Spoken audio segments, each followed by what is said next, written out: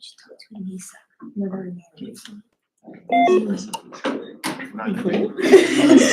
we talk to chef too? I am going to test the microphone to make sure it's working. It doesn't look like anybody has changed the microphone setting, but every once in a while it doesn't work. So we'll just make sure that it's working. And then we'll talk about strategies.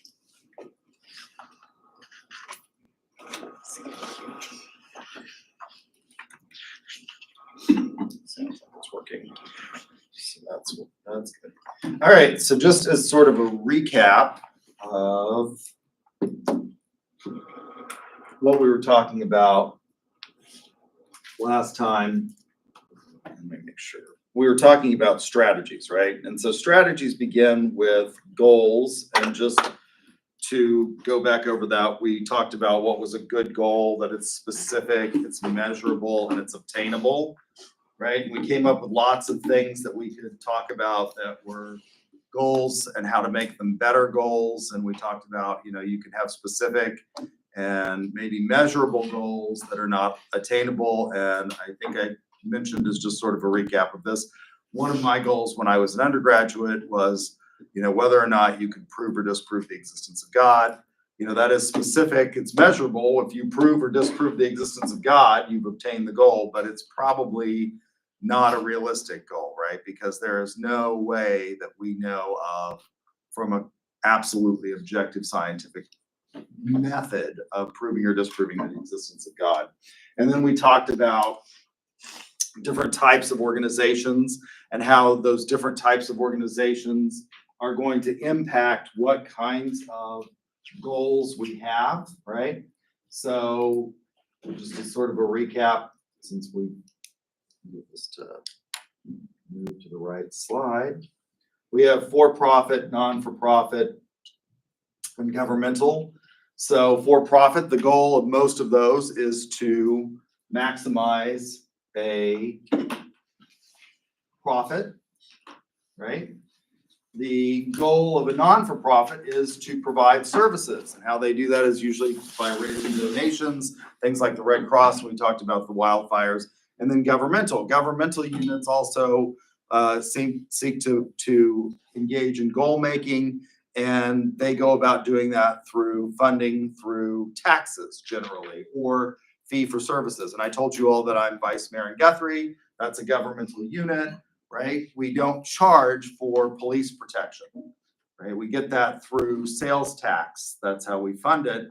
But we do advertise and we market our police department. How do we do that? Well, through insignia on the sides of the police cars, right? By having a web page that also talks about our police department and how to contact the police department, and having a citizens police academy, things like that, that engage the community in ways that allow them to provide outreach and community policing and things like that. And then we talked about types of for-profits, which is what we focus on mostly in this class, although we offer specific courses in nonprofit marketing. I used to teach something called political marketing, which is basically a type of governmental marketing, although the primary focus of that was not necessarily campaigns for governmental agencies, but rather campaigns for political candidates, although we did focus on how governmental agencies go about trying to influence popular opinion so that you gain support, and you get things like funding from Congress or the legislative bodies, right? So we talked about all of that just as sort of a recap. And then I had, according to where I put off, that we were talking about the structural dimensions of strategy. So this is really important. There are long-term, and this is one of the things that American businesses have been highly criticized for, not really engaging in long-term strategies compared to some other countries where businesses really do focus on long-term and are willing to take lots of maybe short-term losses in order to achieve long-term overall goals and success in business. And I can give you an example of this from when I was growing up as a child.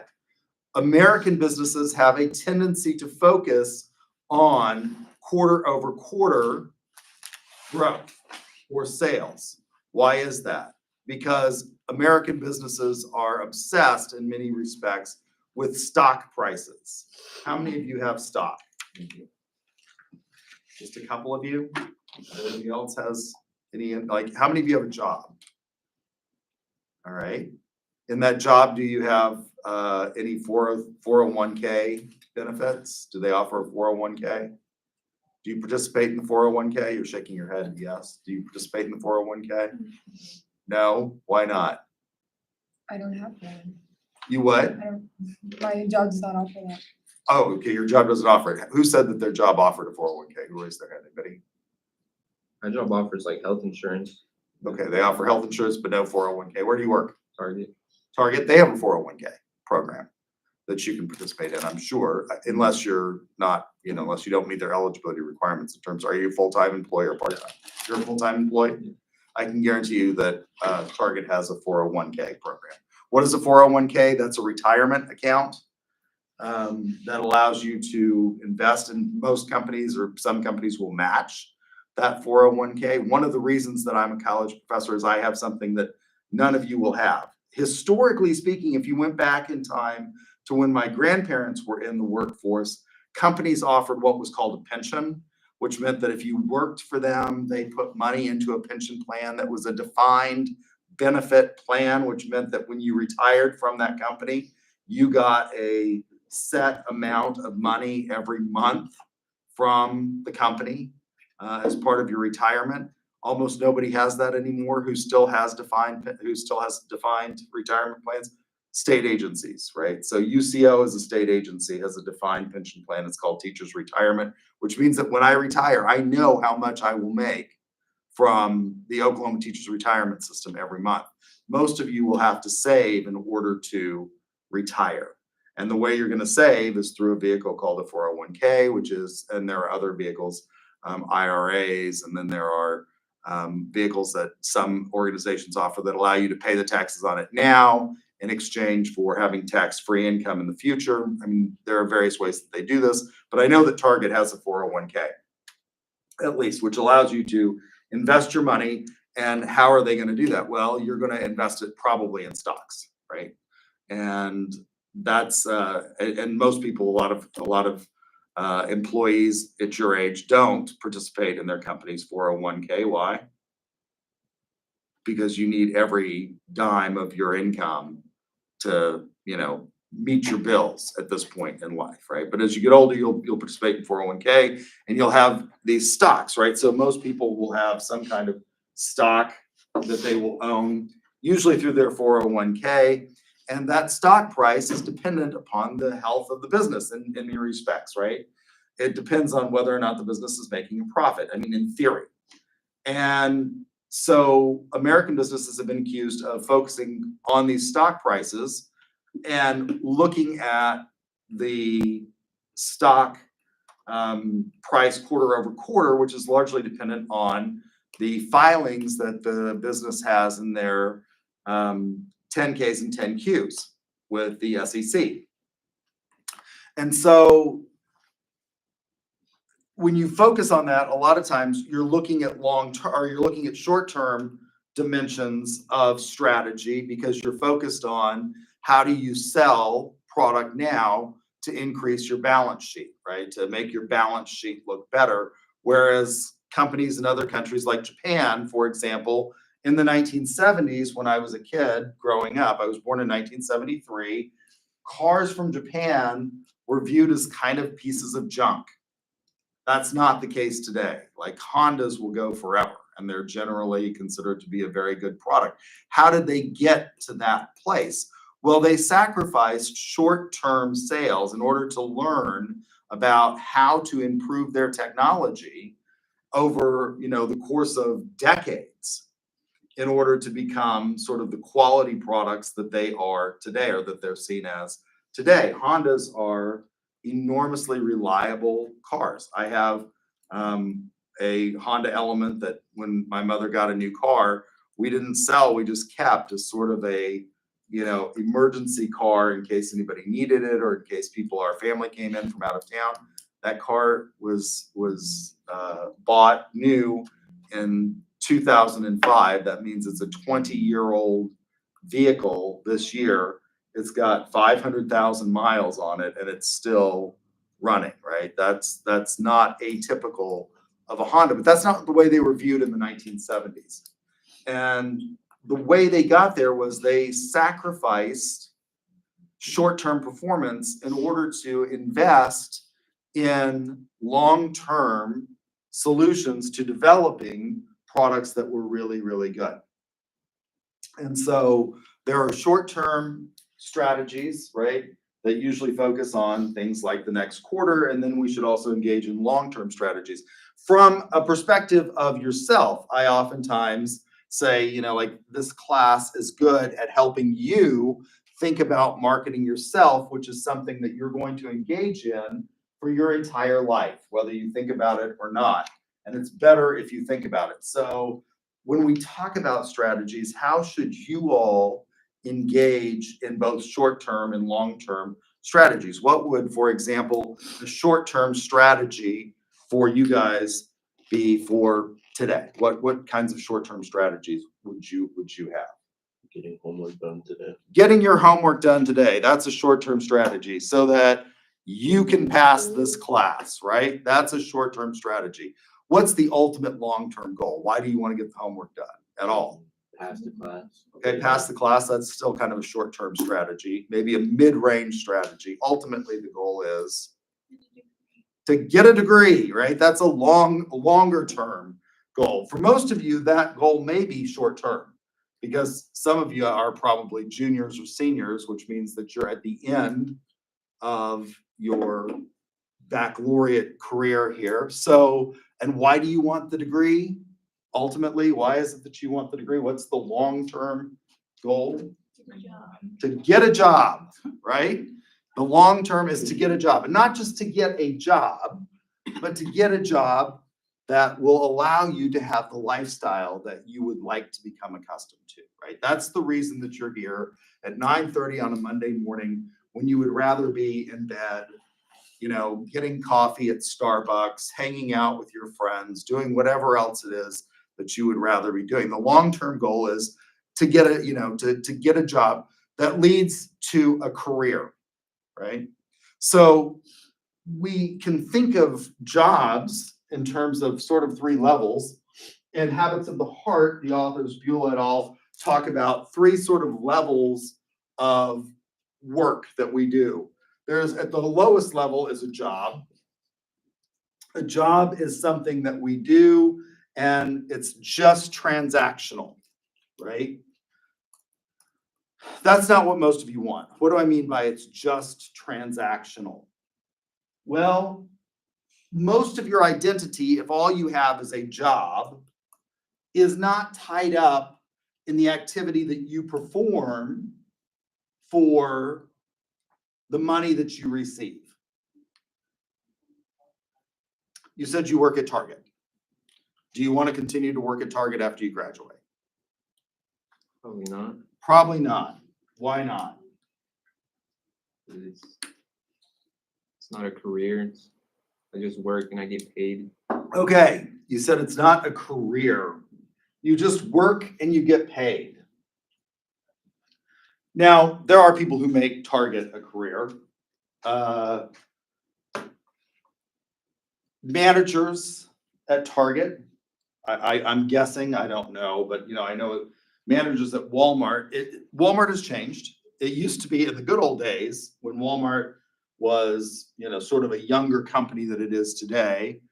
You could actually work your way up in Walmart. I knew a woman in Guthrie, which is where I live, who was the manager of the Guthrie Walmart in the late 1980s and early 1990s when I was growing up there. And she started at Walmart when it opened, which it opened in something like 1978 in Guthrie. She started as a clerk in Walmart, and she had just a high school degree, and she worked her way up to being the manager of the Guthrie Walmart. And when she retired from Walmart, she had over $1 million in their profit sharing stock options that she had gotten as part of their retirement plan. She had over $1 million, and that was at the time a lot of money. She was basically set for life. You can't do that. I'm guessing that your manager at Walmart has probably a college degree, right? At Target, I'm sorry, Target has a I college mean, you degree. can build your way up as well, but it's easier to like get a manager position with a degree. Okay, so there are people that have that as a career, but you've indicated that you don't view it as being a career. This is something that allows you to be in school, make some money to support yourself while you're in school, and you want a career. So the activity that you perform is largely divorced from your identity. And if I asked you about your identity, you would probably tell me that you identify by other activities that you do, hobbies that you have, and things like that, the friendships that you have, your family, other things besides the activity that you perform for money. At the next level up is a career, which is what you said that you wanted, in which a big portion of your identity is tied up with the activity that you perform for your money. And that's what most of you want, is you want a career. And that's why you're here, because that is one of your long-term goals, is to have a career rather than just a job where you don't necessarily have any identity wrapped up in the thing that you do. I talk about, for example, 25 years ago, when I was 25 years old, was the first time that I served as vice mayor of the great city of Guthrie, Oklahoma. I was the youngest vice mayor in the history of Guthrie. I was elected to the council at 25, which was the minimum age that you could be. We have a city charter, and the city charter specified that in order to be eligible to be elected to the city council, you had to be 25 years of age, you had to have been a resident of the city of Guthrie for 3 years, and you had to be a resident of the ward in which you were running. So you had to be 25 years old, you had to have lived in Guthrie for at least 3 years, and you had to live in the geographic location, which is what we call the boundaries of the various representations for city council within the city of Guthrie. So I was 25, I ran for city council, I won, and then the councilman ultimately elected me to be vice mayor, right? So the vice mayor is in charge of the council meetings and acts in the place of the mayor when the mayor isn't there, right? So if the mayor leaves the city limits, the vice mayor is automatically the acting mayor. So I was on city council 25 years ago. 25 years later, I was elected and I became vice mayor again. And the reason I tell you this is because one of the city services that municipal governments perform is trash collection. Now it's changed. 25 years ago, when I was elected to city council, all of the trash collectors in the city of Guthrie actually worked for the city of Guthrie. They were city employees, right? And one of these people who worked on one of the trash trucks was a constituent in my ward. I remembered him when I was running for the office. I went by his house and knocked on his door, and he lived in my ward, and he drove one of our city-owned trash trucks. Now it's changed. We no longer employ the trash collectors. We contract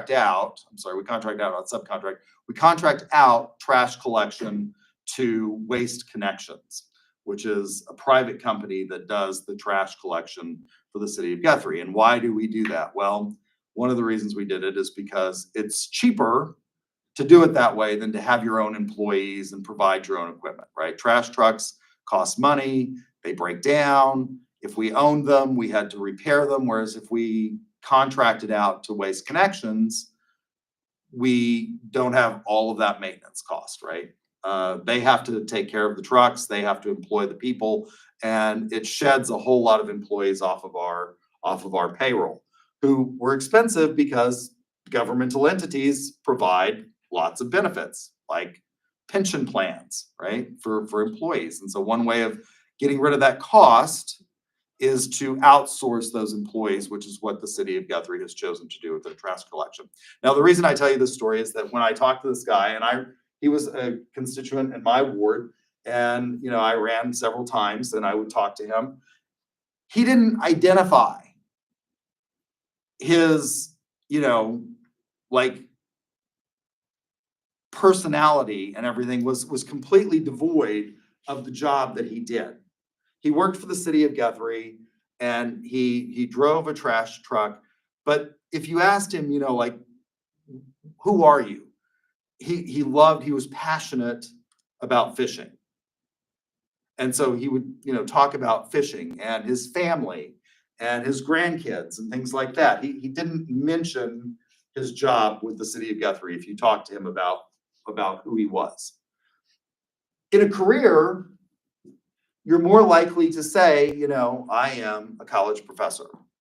I am, X, Y, or Z. That's what most of you want. There's a big connection between your identity and the activity that you perform to earn a living. It's one of the first questions that people ask you when they meet you is, what do you do for a living? Isn't it? If you're, my age, that's, when you meet somebody at a cocktail party, or you meet somebody, in a bar or whatever, you're sitting there in the airport going someplace, and you strike up a conversation with the guy who's sitting next to you. The first thing they're going to ask you is, what do you do for a living? Why? It's the way we identify. A big portion of our life is spent in this activity. And most people want to have something that has some connection between their identity and this thing that they do, because we're going to spend the best years of our lives doing this. And that's a career. The top level is a calling. And that's not what most of you want. This is one in which your identity is indistinguishable from the activity that you perform. Now, this is what I view. I'm an attorney, and I very much view being an attorney as being a calling. And why do I say that? Well, although most of you want a career, and that's your long-term goal, is to have a career as a marketer or an accountant or a finance executive, or an information management director, or whatever it is that you want to get your degree in, right? That's going to be a big portion of your life, but you're also going to have things that you do. And when you do those other activities, it's not necessarily going to impact your engagement of those activities, right? So you might say, I'm the director of marketing for Paycom. That would be a really good job to have in this area. Paycom is, a huge corporation. It's growing. They've got a huge campus out on the Kilpatrick Turnpike. And if you could make it up to director of marketing or vice president of marketing, you're going to be making a lot of money. But probably on the weekends, when you go home on Saturday and Sunday, you're going to turn on the football game and watch the Sooners and not necessarily think about Paycom. Lawyers can't ever turn off being a lawyer.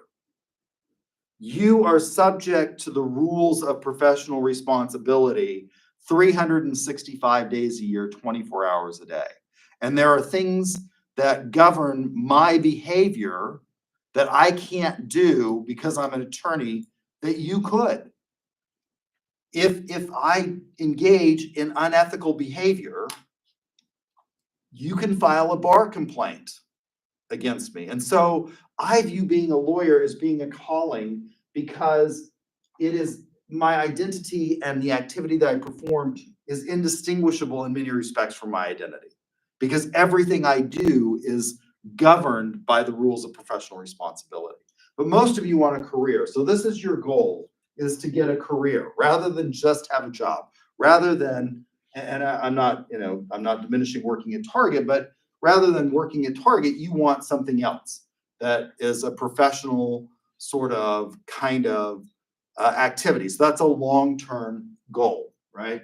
So short-term is to graduate from college, long-term is to have a career, right? It's also going to be, strategy is also going to be dependent upon whether or not we're talking about the corporate level, a strategic business unit. Now, in many respects, most of you are not going to go to work for large corporations, but we have to talk about this because the text talks about it. So we have a corporate level, a strategic business unit, and then a functional level. And all of these units will engage in planning, and the type of planning that they do will depend on what kind of level you're at. So my sister just retired. She was a vice president, an executive vice president of business development for Boeing. Boeing manufactures aircraft for both civilian and military purposes. And her particular job was she sold military hardware to our allies in Western Europe. That's what she did. She sold airplanes to the military of various Western European countries like Great Britain and Italy and France, particularly. So Boeing has a corporate level, and this corporate level is an umbrella for things like, military products and civilian products. Basically, those are the two broad categories. And then under, like the military, well, what kinds of military? Well, there's the Air Force, there's other nations, right, that they work for. There's the U.S. Air Force, there's the U.S. Navy that they sell products to, right? In the civilian, Boeing sells aircraft for, airlines, cargo, right? So you've got the big corporation. You'll have a strategic business unit that focuses on military, and a strategic business unit. I'm oversimplifying Boeing's structure, by the way, that focuses on civilian applications, right? And I think Boeing actually further divides it up. So you've got like communication technologies, right? Because that's important in the aerospace industry, right? When they put together these planes, they have various things, and it's different from the military to civilian, depending on, like the communications are different. For example, in the civilian aircraft, instrument approaches are usually for precision approaches are ILS. They're different in the military. They're called TACANs. They don't use the ILS, and so they have probably a strategic business unit that focuses on sort of avionics and instrumentation and things like that. And then below these, in these strategic business units, military, civilian, avionics, right? Service would be another one that Boeing has. You're going to have actual then functional units. So under the military, you're going to have ones that focus on aircraft or airplanes, which would be a functional unit. So this is the functional level. So you've got ones that focus on airplanes, helos, right? Avionics. And those functional units perform very specific goals. So we organize institutions that are large into sort of pyramidal hierarchical structures. This is something that Max Weber talked about. So you have a corporation, which is hierarchical. At the top, you have a CEO. And then below the CEO, you'll have, vice presidents. And below vice presidents, you have more boxes. You have directors, right? And below directors, you have managers. And then below that, you have, specialists. And then, sort of your customer service, sales force, product developers, people who actually do the work. So those are the people at this level. These are the people that are selling stuff or actually bolting, the tires on the Boeing 747, right? The military has ordered new Air Force One. Air Force One is at the end of its useful life. And so they're developing a new Air Force One for transportation of the president. Right, so you have this sort of pyramidal structure, and each of these little boxes represent somebody who has a specialty, right? And they report, it goes up to the next level. So at this level down here, we're talking about functional levels. Supervisors are going to engage in strategy, but it's going to be pretty much short term. They're not going to have lots of long-term strategy. At the top, the CEO and vice presidents and corporate board are going to engage in both long-term and short-term strategy, right? I mean, so at this level, it's how do we fulfill the order that we have and the deadlines that we need to meet for customer orders, this week, today, stuff like that, right? So strategy depends on whether it's long-term, short-term, and then structural dimensions, whether or not we're talking about the corporate, the strategic business unit, or the functional level. And it goes from broad to narrow, right? So at this level, you're focused on, literally like, how do we get enough people to perform the functions that we need to keep the assembly line going today? If somebody calls in during COVID, how are we going to, deal with the fact that we've got essential businesses and you've got a pandemic going on, right? And some of those essential businesses were things like Boeing. Aircraft manufacturing had to continue even through the pandemic. And how do you sort of deal with that on a day-to-day basis, right? Those are kinds of the strategies that you're looking at those types of levels. So long-term success. In a book called Built to Last, Collins and Jerry Parias and Jim Collins, talked about companies that beat the average. They looked at case studies of companies that were extremely successful. And again, I think we can take away from their research something that's valuable not only to companies, but to you, yourself. And what they found, they studied 18 companies, and of these 18, most of them had been established for over 100 years. They outperformed the market. And one of the key things that they found was that these companies that were built to last had core sets of values. They had a strong core set of values. So, what are values? What are values? Kind of like standards, Okay, standards that impact what? the way you do things. Okay, the way you do things. So there are some kinds of standards which are more mundane. We might call those, again, if we think about strategy at the, functional level of Boeing, right? You've got standard operating procedures. So Boeing manufactures 747s. It's important that you put the tires on the 747 in such a way that they don't fall off, right? So there's a standard operating procedure for that, which involves, inflating the tire, attaching it to the gear mount of the 747, and that tire is probably bolted on to the gear mount, and it's got a certain number of bolts. Why is that? Like your car, your tires have a certain number of bolts, right?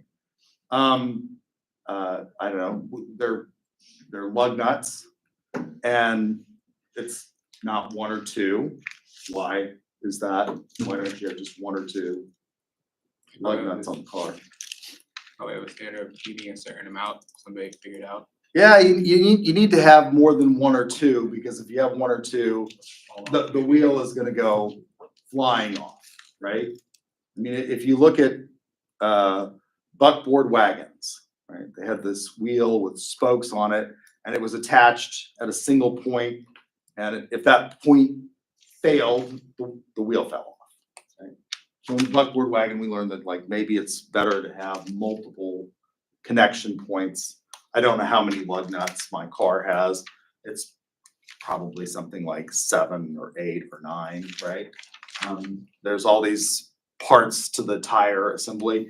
And so there's a standard which says, like, if your job is to mount tires on the gear assembly of the 747, you got to make sure that all of the points of contact are engaged. You can't decide that you're going to deviate. Let's suppose that it's 9, nuts and bolts that attach the individual tire to the gear assembly.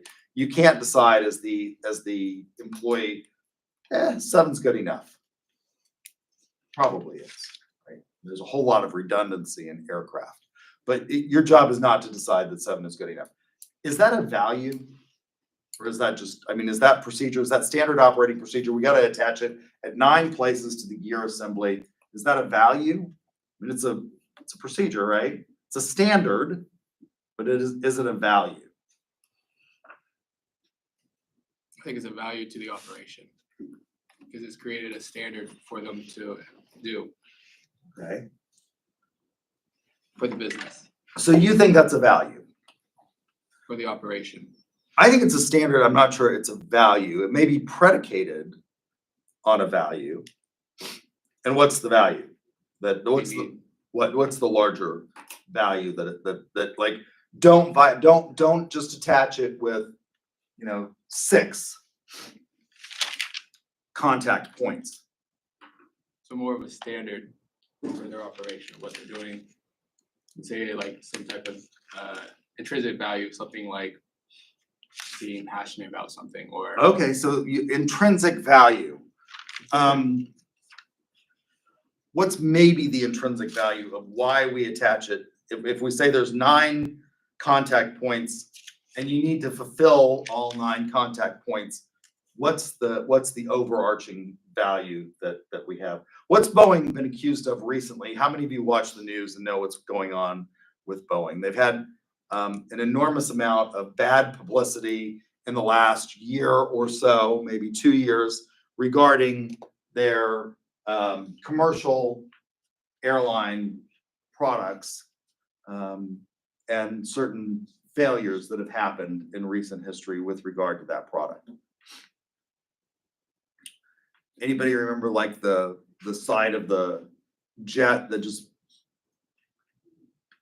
fell out in mid-flight? Anybody remember that story? Alaska Airlines. It turns out that they have among the model of aircraft, there are various configurations that you can have depending upon the seating in that aircraft and whether or not you have this door. And if you didn't get the model that, that needed that space for loading or unloading or emergency, they just covered over the door basically where it was. And it's a weak point in the fuselage, the way they covered over it, and it blew out. Right? The side, and this is bad. Again, I'm also a commercial pilot.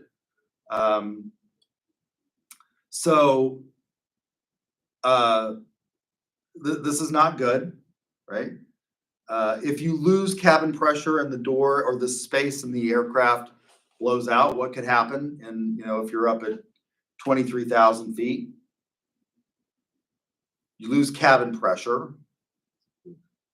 That means people can die. Having that door blow out. When you have structural failures in the fuselage of commercial airlines, people can get sucked out. And you're not going to survive a fall from 26,000 feet, you're gonna die. There will be death. So bolting the tire on the 747 with 9 is fundamentally about a value of what? Safety, right? So Boeing wants to be known as a safe company. There's questions about how safe they are. Because not only did they have this blowout of the side of a fuselage, because if you ordered this one configuration, they didn't put a door there. They covered over where the door should be. And it created a structural integrity problem at that point in the fuselage, and it just blew out. They also suffered from having a autopilot feature that would cause the plane to start pitching up and down, and pilots who didn't disengage the autopilot. There were several crashes that involved Boeing aircraft as a result of that. And the solution was, if this starts happening, right, disengage the autopilot. But they had to figure out, there's this problem with, the software and the training. There were failures. And so there was a perception that maybe Boeing products aren't safe. And what does that lead to people doing? Well, when you buy your tickets, they used to, I don't know, I haven't flown on a commercial airline in the last year, I don't think, but I have the year before. They tell you what the equipment is, right, on the ticket that you're flying on, and people would look at the ticket and say, the 737 Supermax, I don't want to be on that airplane. I'll find somebody who's, rather than buying, tickets from all Southwest flies. One of the reasons Southwest is a very profitable airline is that they only fly one model of airplane.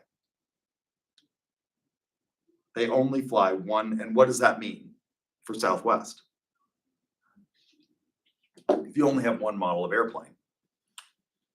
Consistent. It's consistent, and it's easy to replace the model if something happens. If that airplane breaks down at Houston Hobby Airport, they probably have another airplane that they can pull up to the gate and switch out while that airplane goes for maintenance, right? Southwest flies one model of Boeing. I think it's the 737.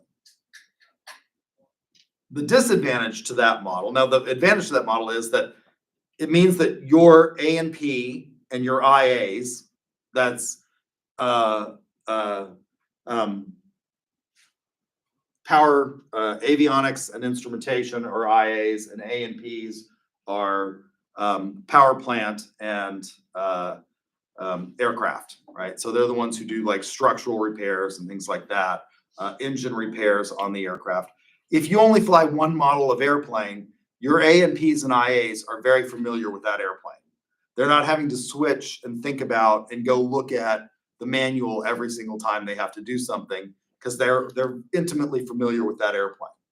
The disadvantage is that that airplane's capabilities are limited to that number, right?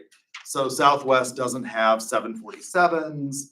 They don't have regional jets. They don't have Airbus like, say, American Airlines does. Now, the advantage of having all of those different aircraft that American has, the regional jets, which are generally operated by Envoy. They're not actually operated by American. I think they're operated by Envoy.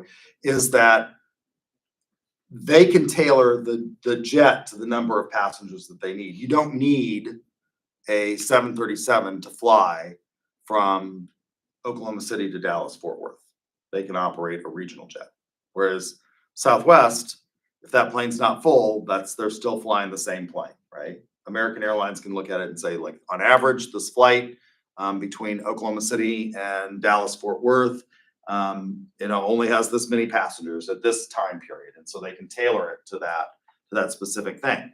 So going back to this core value, it's about safety, right? That's the core value. Boeing wants to be known as a safe company. I'm not sure that they are right now as a result of these product failures that they have. What's an even bigger core value than safety, would you say, for a company like Boeing? Quality, right? So it's not just, that's a very abstract concept. Safety, we can measure how many people fly and how many people die. And how many crashes are occurring as a result of structural failures of the 737, the Boeing 737. How many structural failures are occurring, or how many lives are lost as a result of the failure of the software to engage properly and fly the aircraft according to a flight plan. Those are all things that are safety. Quality is even more abstract, right? What's quality? I mean, that's everything from it encompasses both safety, right? Quality, safety, I would say, is a component of quality. What else is a component of quality? Probably comfort. How is it that we're able to fly at above 18,000 feet? So at 18,000 feet, that's positive airspace. That's class alpha airspace. You have to be on an IFR flight plan. You have to have oxygen, which means you have to have a pressurized cabin. That's comfort. If they got up to 18,000 feet and didn't have pressurization, what would happen to you all? You'd pass out, right? That would be bad from oxygen deprivation. That would be bad. So comfort. When they do the safety briefing at the beginning of your flight, you all have flown on a commercial airline, I take it. Although I say that, and I have students every semester that have not flown on a commercial airline. I've had my sales students that I've taken to competition, that the reason that they agreed to go on a competition was they'd never been on a commercial airline, and the school was paying for them to go on a commercial flight to travel to these competitions, and that's what they wanted to do. So at the beginning they say, our cabin is pressurized for your comfort. It's not just for your comfort. Yeah, it is comfortable. Breathing is comfortable. It's also sort of necessary. Lack of oxygen can be a really bad thing, right? And can lead to death. And then they continue on the safety briefing. While we never anticipate a loss of cabin pressure, should one occur, oxygen masks will drop from the overhead bins above you. If you need to assist someone with their mask, please make sure that your mask is on before you assist them.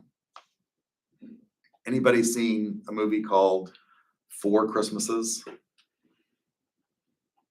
No? With Reese Witherspoon and Vince Vaughn. They've got a funny scene in there where she says she's talking to her significant other. They're not married, and they're having to go to all four families for Christmas because their Christmas travel plans get changed. So they're having to go to all these four families, and she says to Vince Vaughn at this one point, she's like, I want to know that if the oxygen masks fall down in the flight, you're going to put the mask on me first, right? And they specifically tell you not to put the oxygen mask on your person who needs it first. Why? Because if you pass out while putting their oxygen mask on them, you're not going to be much help to that person, right? So you got to make sure you're taking care of yourself first. And they tell you it's for your comfort. It's not just for your comfort. It's for safety. So that's part of quality, right? Safety, comfort. What else is part of quality? What else is part of quality? What do you want when you go out? And let's think about not airplanes. Let's think about you and your car. What do you want when you go out every day to your car?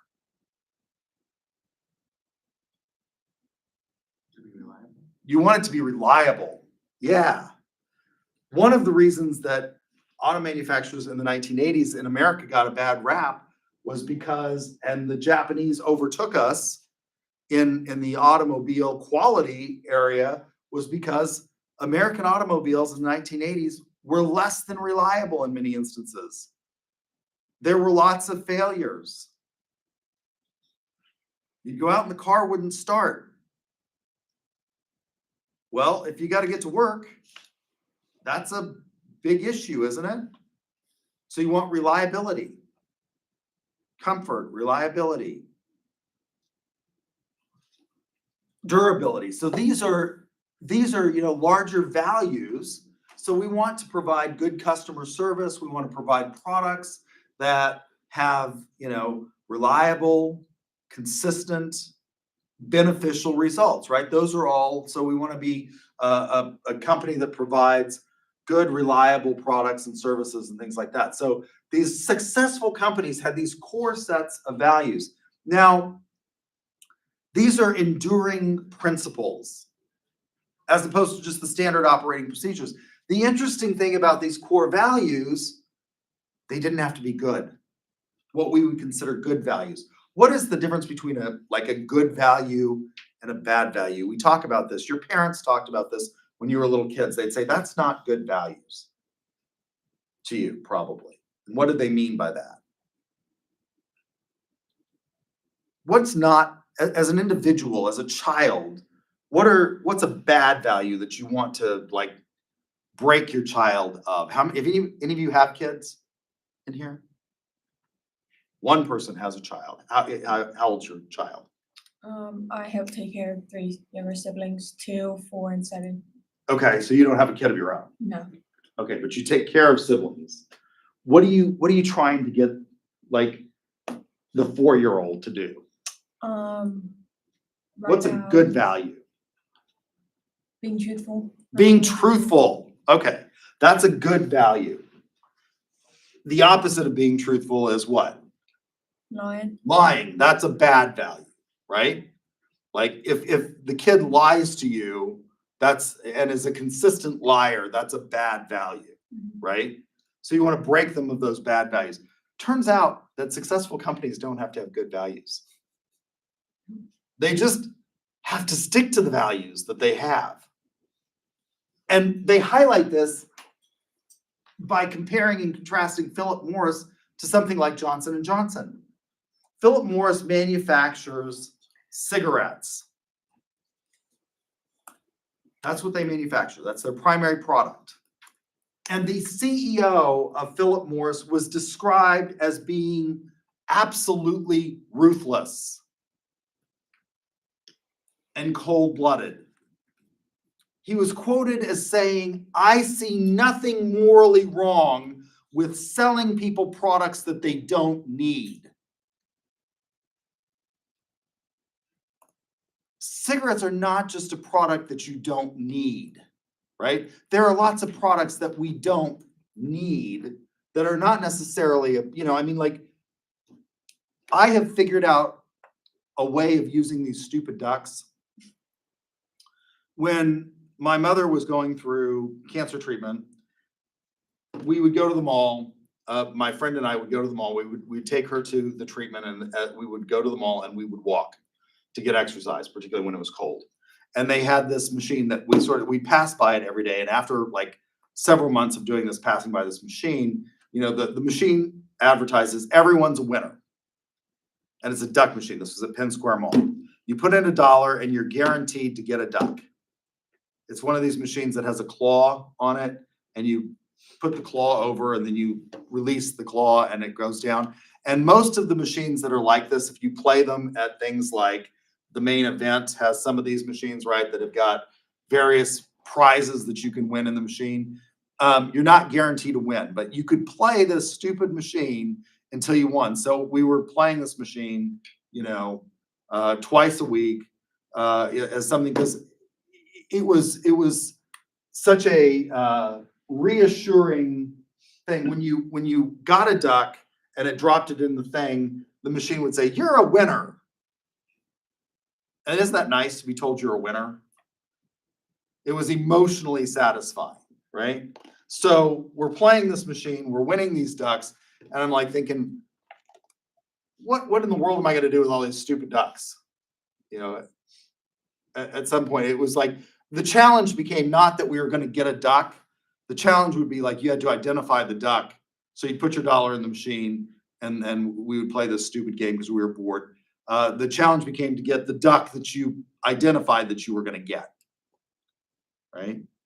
So we would try for these, and then I had all these ducks and I thought, what am I gonna do with these ducks? Well, I realized that like one of the things that's always a challenge for me in awarding classroom participation points is how do I objectively remember who participated in class?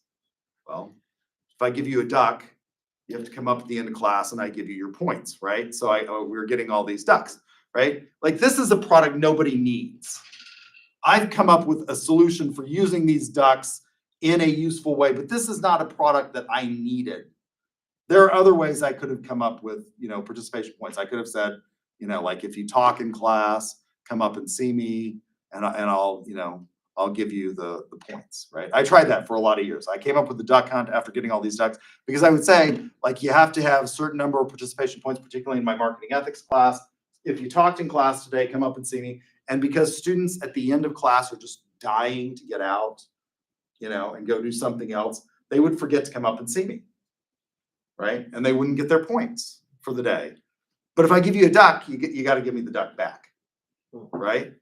So it's a way of, so I've come up with a way of making these really stupid products that you don't need useful. But nobody needs these ducks. That's not what Philip Morris sells. Not only is the product that they sell, he said, I see nothing morally wrong with selling people products that they don't need. You don't need these ducks. The products that they sell are actively harmful. And to pretend otherwise is disingenuous. And they did for years pretend otherwise. There's a fictionalization of this, a movie called Thank You for Smoking. And the tobacco industry for years pretended that their products, that there was no scientific proof that their products caused harm. By every objective study, cigarettes are not only a product you don't need, they are a product that is actively harming you.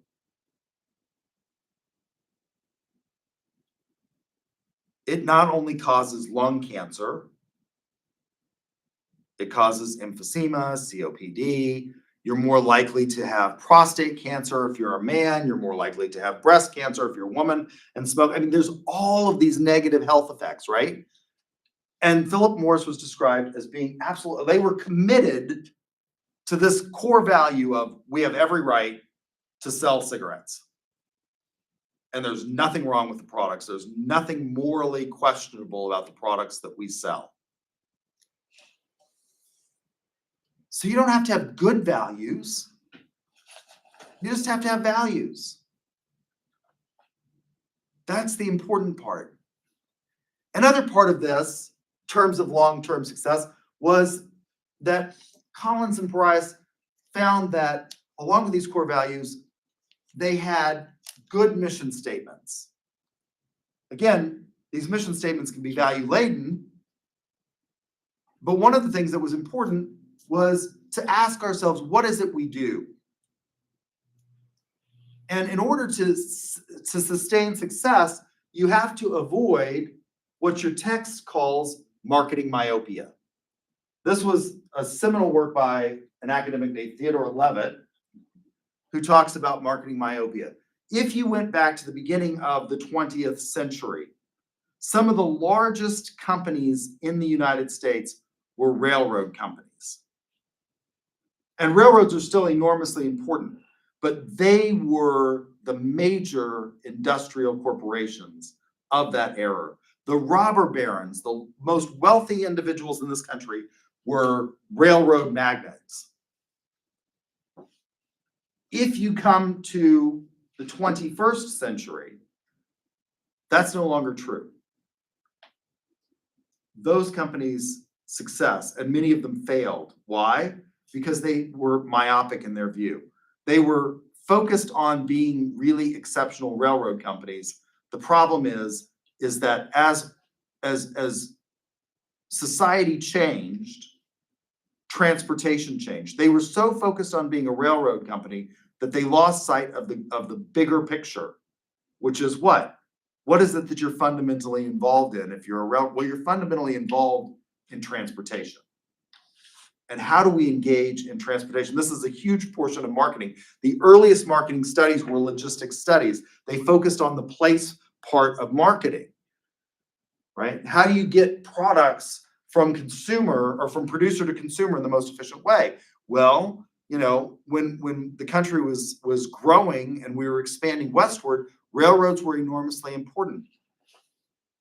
Are they still that important today? At the beginning of the 20th century, we produced most of the things that we consumed in this country. That's no longer true.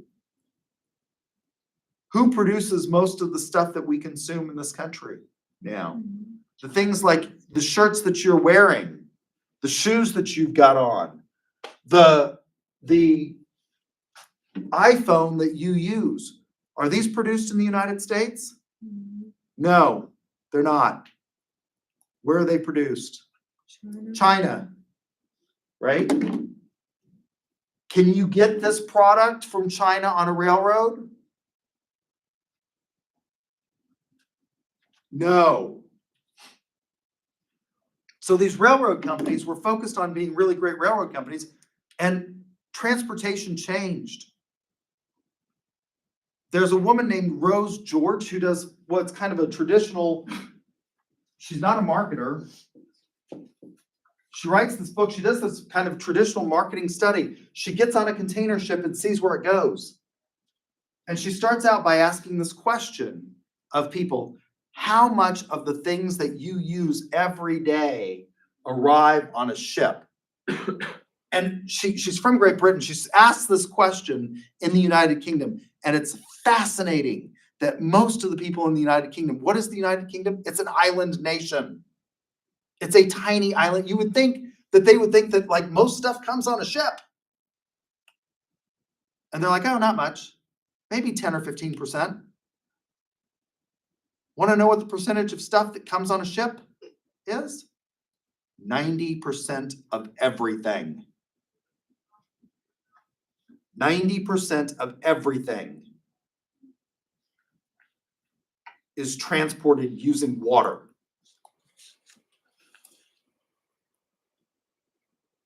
At the time she did the study, how much would it cost to ship something this size from China to the United States? Anyone want to guess? How much it would cost to ship something that's this size and this weight from China to the United States? That's a huge distance. How much would it cost to ship it on a container ship? Anybody want to guess? Pennies, you're correct. Most people say $5. It's about 5 cents to ship that.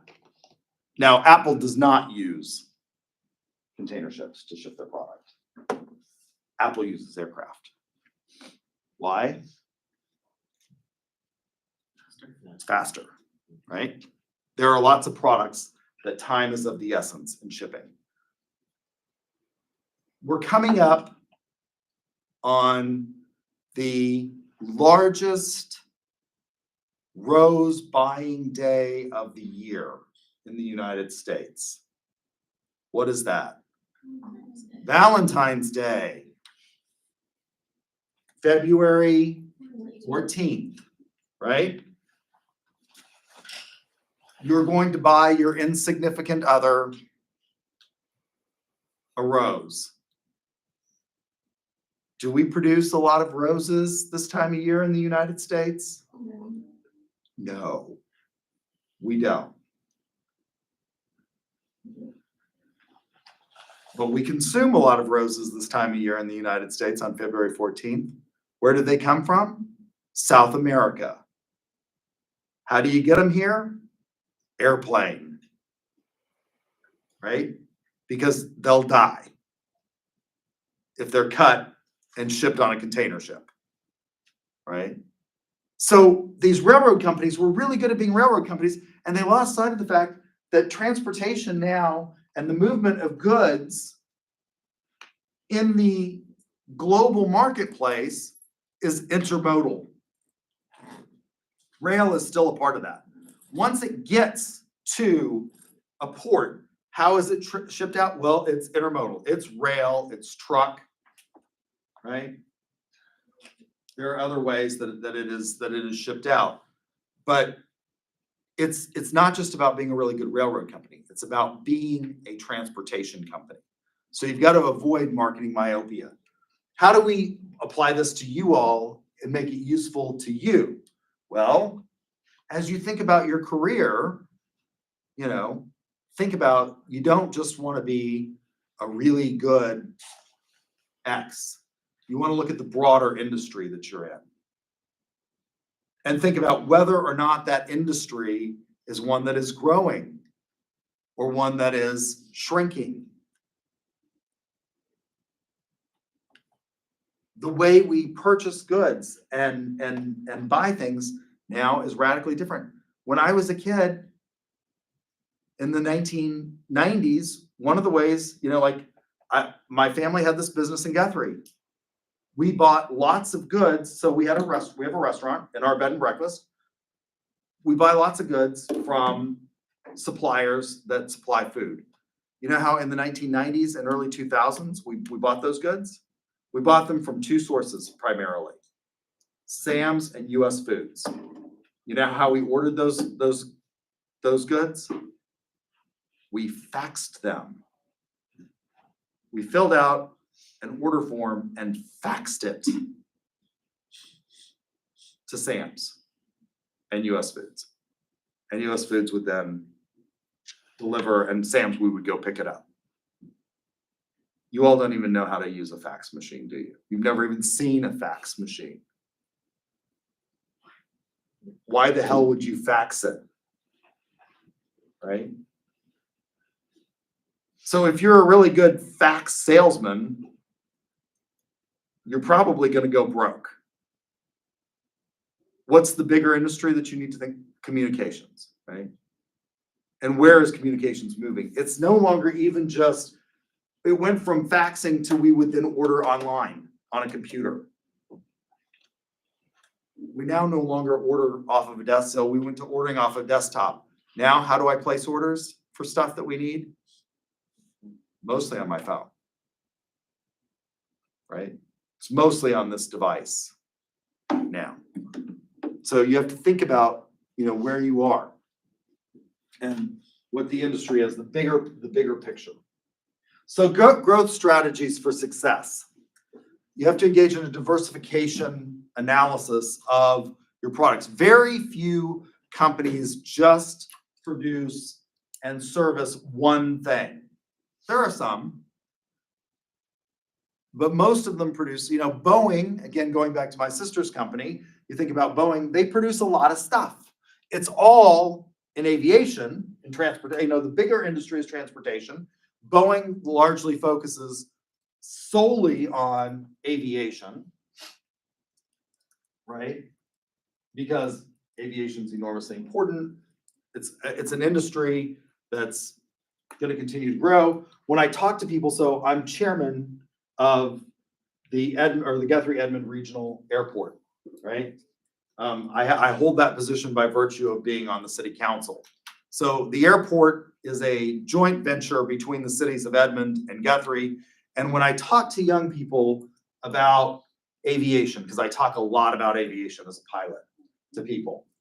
When I talk to young people about aviation, I tell them, aviation is one of the industries. It's the second largest industry in the state of Oklahoma. It's one of the few industries that you can go into and almost instantly start making a six-figure salary without having a college degree. I encourage most people to get a college degree. I think you all ought to consider professional sales. 80% of our professional sale majors and minors earn six figures in their first year. And sales is the only profession that you can go into and set your own salary. You want to make more money? Sell more. Right? But sales is not for everybody. I recognize that. Fundamentally, we all sell something, right? But there are other industries that are important as well. The average starting salary for careers in aviation is $78,000. That's starting. And you don't have to have a college degree to do it. What kinds of jobs are there in the aviation industry? Well, there's air traffic controllers. Air traffic controllers make over 6 figures a year, right? Don't have to have a college degree. The air traffic control training facility is located where? Anybody know? Where is the national headquarters of the Federal Aviation Administration and their school for training air traffic controllers? Missouri? No, wrong.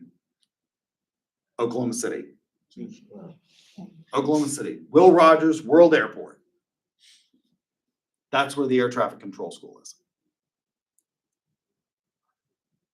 In 6 months, you can go and become an air traffic controller and make 6 figures. No college degree required. A highly stressful job, right?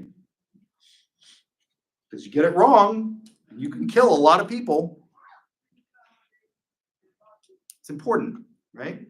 So most companies produce lots of stuff. They produce more than one thing, right? And they have services that support that. So we have to think about where it is that our products and services are. And this is the Boston Consulting Group's business portfolio analysis. And they divide it into 4 quadrants based on whether or not there is market growth and the market share that the company enjoys in that industry. So you look at your products. If you have high market share and high growth, this is a star. This device is a star for Apple. Apple produces a lot of stuff, right? They don't just produce iPhones. They also produce, is that an iPad? It's not. It's not an iPad. It's a Surface. Okay, all right, that's an iPad. They also produce iPads. What else do they produce? They produce watches. They produce laptops. Does Apple still, I think they still do produce desktops, right? I mean, they still produce I think they still produce, I haven't seen one in a long time. Most of the desktops, I mean, this is like, we've got a desktop in here that I'm using for class. Most of the desktops are, okay, is there high growth potential in desktop units or low growth potential in the United States, do you think? Everyone kind of uses laptops nowadays. Everybody uses I mean, most people, do any of you in your personal life have a desktop? One person. If I had asked that question 10 years ago, most people had a desk. Now, maybe there's still a lot of growth potential because there are lots of people that are gamers, and it's far more convenient. If you're really interested, my nephew's a gamer. If you're really interested in this, it's far more convenient. There are very powerful gaming laptops, but most gamers prefer a desktop, right? I don't know why. Most of the time you're not gaming in class, I hope. Although, as I walk up and down the aisles and give ducks out to people, I notice that some of you are, like, that's something other than, a note-taking program up. So, is there a high growth potential in the United States in desktops? Worldwide, there's probably, because there's lots of places where, there's still demand for desktops because that's still relatively new technology in the developing world, right? So it's probably low at this point. It's decreasing because more and more people are going to, I have a laptop and I bet I still do at this point, 90%. There are very few things I even use my laptop. If I'm writing a paper, I use my laptop. But by and large, on the whole, I do 90% of my stuff on this device, right? So it's probably low growth. Does Apple have a huge market share in desktops? No. So I'm gonna say that may be a dog for them. In terms of watches, higher growth, do they have, of the smartwatch market, do they have a high share? Yep, or it may be a question mark. Yeah, I mean, so thinking about where you are in this, I am out of time, so if you got ducks, come see me.